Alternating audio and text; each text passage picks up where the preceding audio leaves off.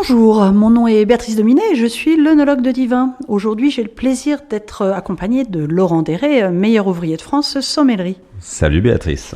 Salut Laurent. Écoute, tu vois, tu es à Nantes avec nous. Je vais t'emmener sur mon terroir de prédilection.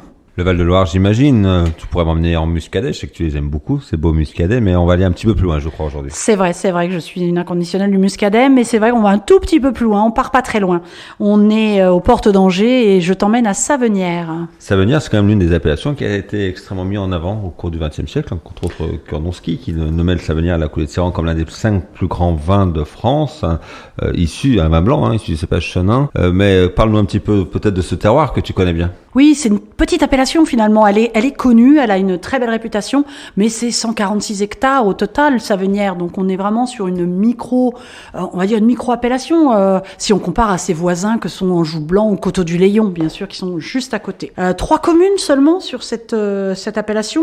Évidemment, Savenières, Bouchemaine et puis la Poissonnerie. Donc finalement un tout petit cru, finalement c'est pas très grand et au cœur de cette appellation de l'Anjou-Saumur, on fait beaucoup de grands rouges dans cette région d'Anjou-Saumur, on connaît les Saumur champignons entre autres, on fait des grands blancs liquoreux sur Bonzo, mais finalement Savenières ce n'est ni l'un ni l'autre. Non, bien sûr, et on dit blanc sec, même si de façon anecdotique il existe aussi on dira demi-sec parce qu'on va peut-être pas aller jusqu'à vraiment des moelleux, mais néanmoins cette appellation est autorisée de produire des vins moelleux. Et je crois que c'est une des magies du chenin, ou le chenin comme on dit ici.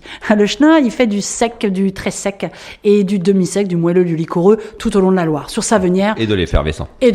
Bien sûr. Et sur Savenières, c'est principalement du sec quand même. Alors on est sur des terroirs qui sont schisteux, majoritairement, schiste gréseux.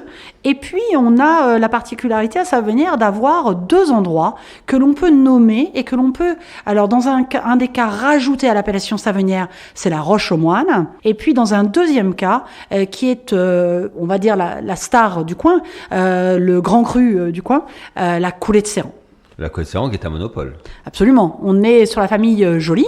Donc aujourd'hui, Virginie Joly qui exploite ce terroir avec son papa Nicolas Joly qui a été, on va dire, l'ambassadeur de la biodynamie. Un personnage. Un vrai personnage qu'on a rencontré et dont on a le plaisir d'ailleurs de débuter les vins cette année avec lui. Très très bientôt, nous aurons la Coulée de Séran à la carte. Aujourd'hui, je voulais parler de façon un petit peu plus générale. On a, c'est quelque chose aussi d'historique. Faut rappeler quand même qu'à la Coulée de Séran, je crois qu'on en est à la 890e vendange. Donc c'est quelque chose d'historique. On est vraiment sur des terroirs qui sont parfois méconnus parce qu'ils sont tout petits, ils sont un peu élitistes parce qu'on y fait des grands vins que les amateurs connaissent, mais parfois pas très populaires, mais néanmoins on est sur des terroirs qui ont une histoire, on est dans la notion vraiment historique, ça fait depuis des siècles et des siècles, là tu parles de 1000 ans quand même, quasiment, où on fait des vins qui ont gagné leur réputation grâce à la qualité d'un terroir exceptionnel. Dans cette notion de terroir, il y a effectivement le climat, il y a le sol et il y a le cépage, et c'est l'ensemble de ces 3 éléments qui vont créer un grand terroir. Et Savenières, c'est vraiment un très grand terroir, un climat très intéressant, un sol très singulier et un cépage peut-être l'un des plus que les amateurs considèrent le chenin comme l'un des plus grands cépages au monde grâce à son équilibre. Les grands chenins amènent une finesse, une complexité aromatique rare, peuvent en bouche quand ils sont secs allier à la fois un milieu de bouche un petit peu, une forme de soyeux, d'onctuosité, de crémeux, une fin de bouche très tendue, très fraîche avec une certaine minéralité, et ça fait des choses exceptionnelles, jeunes comme vieux, parce que les Savenières, comme tous les grands chenins blancs, peut vieillir de nombreuses années. Absolument. On faut dire aussi, déjà, un tout petit terroir, ce qu'on a dit, la Coulée de Séran fait 7 hectares. On est sur des coteaux extrêmement raides. On parlait, lors d'un autre podcast sur la Bourgogne, de l'influence des moines cisterciens. Ce sont eux aussi qui, en 1130, vont planter les premières vignes sur ce coteau. Donc, et c'est resté exploité depuis. Ça, c'est assez rare. Il y a quand même beaucoup d'endroits où les moines étaient là, puis évidemment, ça avait disparu. Et bien là, finalement, on n'a jamais arrêté de cultiver de la vigne à cet endroit, et puis aussi qui concourt, je dirais, à la puissance de ces vins, à leur élégance, à leur complexité. C'est aussi des petits rendements. On est, tu vois, sur des 20-25 hectolitres à l'hectare. Alors, ça parle peut-être pas à tout le monde, ce genre de chiffres.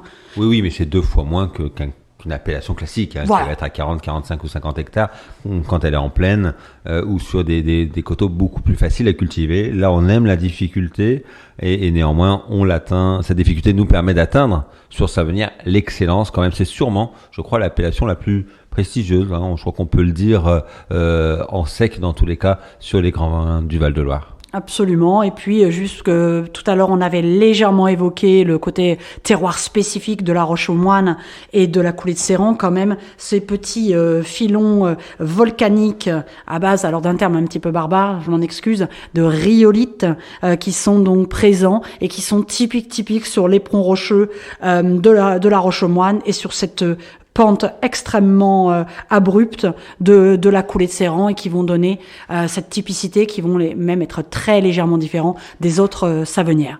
Vraiment un joli terroir que je vous invite à découvrir ou redécouvrir, et puis de se dire que des grands vins, en effet, il y en a partout. On parle souvent du Bordelais, de la Bourgogne et du Rhône, et entre autres, bien sûr, et d'autres régions.